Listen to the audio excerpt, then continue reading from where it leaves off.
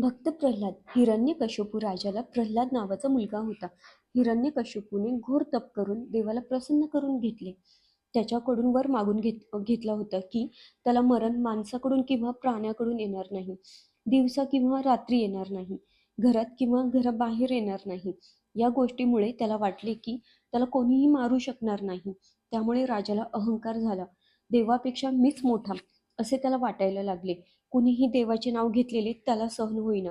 राजाचाच मुलगा प्रल्हाद मात्र सतत देवाचे नाव घेई, नारायण नारायण असा जप करतच तो दैनंदिन कामे करत. वडिलांना देवाचा जप केलेले आवडत नाही म्हणून प्रल्हाद त्याच्या समोर येतच नसे. तरी पण कधीतरी राजाची प्रल्हादाशी गाठ पडे. प्रल्हादाचा नामजप ऐकून राजा रागाने लाल लाल होई आणि मुलाला फार मोठी शिक्षा देण्याची सेवकांवर सक्ती करी. एके दिवशी नामजपामध्ये तल्लीन झालेल्या प्रल्हादाला राजा येत आहे हे कळलेच नाही. राजाने नामजप ऐकता क्षणी सेवकांना आज्ञा दिली की डोंगराच्या उंच कड्यावरून प्रल्हादाला खोल दरीत ढकलून द्या आणि तसे केल्यावर मला कळवा. सेवकांनी तसे केले आणि राजाला कळवले. थोड्याच वेळात राजवाड्याच्या आगाशीत उभा असलेल्या राजाला प्रल्हाद दुरून राजवाड्याकडे येताना दिसला. प्रल्हादाला जिवंत पाहून राजा सेवकांवर चिडला. काय झाले ते मुलालाच विचारावे म्हणून प्रल्हाद राजवाड्यात येता क्षणी त्याला माझ्या समोर उभे करा अशी त्याने सेवकांना आज्ञा केली. राजवाड्यात आल्यावर प्रल्हाद राजासमोर नम्रपणे उभा राहिला. राजाने त्याला विचारले, सेवकांनी तुला डोंगराच्या कड्यावरून ढकलून दिले की नाही? प्रल्हादाने उत्तर दिले, हो. राजाने पुन्हा विचारले, मग तू इथे परत कसा आलास?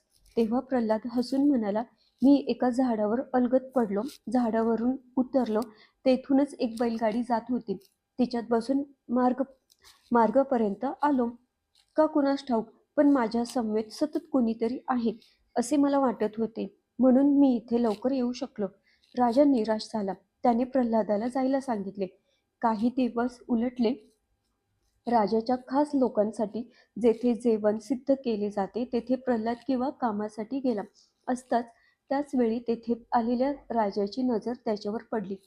प्रल्हाद नारायण नारायण असा नामजप करत चालला होता. राजा पुन्हा रागवला. त्याने सेवकांना आज्ञा केली की जवळच असलेल्या मोठ्या कढईतील उकळणाऱ्या तेलात प्रल्हादाला टाकून द्या. सेवक घाबरले, कारण प्रल्हादाला तेलात टाकताना उकळणारे तेल अंगावर ओढून आपण भाजू अशी त्यांना भीती वाटली. पण काय करणार, राजाज्ञा ऐकायलाच हवी. म्हणून त्यांनी प्रल्हादाला उकळत्या तेलात टाकले. आता याला कोण वाचवतो हे बघायला यावेळी राजा स्वतः उपस्थित राहिला. चारही बाजूंनी उकळते तेल उडाले. सेवक भाजल्यामुळे ओरडू लागले. पण प्रल्हाद मात्र अतिशय शांत उभा होता. राजा पाहतच राहिला. बघता बघता कढईत कमळ दिसू लागले. त्यावर शांतपणे प्रल्हाद उभा होता. पुन्हा राजा चिडला. रागाने आपल्या परिवारासह निघून गेला. राजाने प्रल्हादावर नजर ठेवली होती.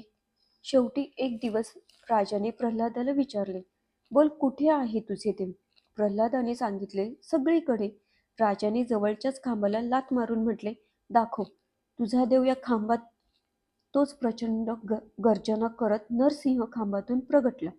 माणसाचे शरीर आणि सिंहाचे डोके, म्हणजे माणूस किंवा प्राणी नाही. उंबरठ्यावर, म्हणजे घरात किंवा घराबाहेर नाही. सायंकाळी, म्हणजे दिवसा किंवा रात्री नाही. अशा वराच्या अटी पाळून नरसिंहाने हिरण्यकशिपूच्या पोटात नखे रोवून पोट फाडून त्याचा नाश केला. कारण शस्त्र किंवा अशस्त्राने मरण येणार नाही असे त्याला वर होता. मुलांनो, प्रल्हादाच्या नामसाधनेमुळे नारायणाने प्रत्येक वेळी प्रल्हादाचे रक्षण केले. आपणही नामस्मरण केल्यास संकटकाळी देव धावून येतो. जय सद्गुरू.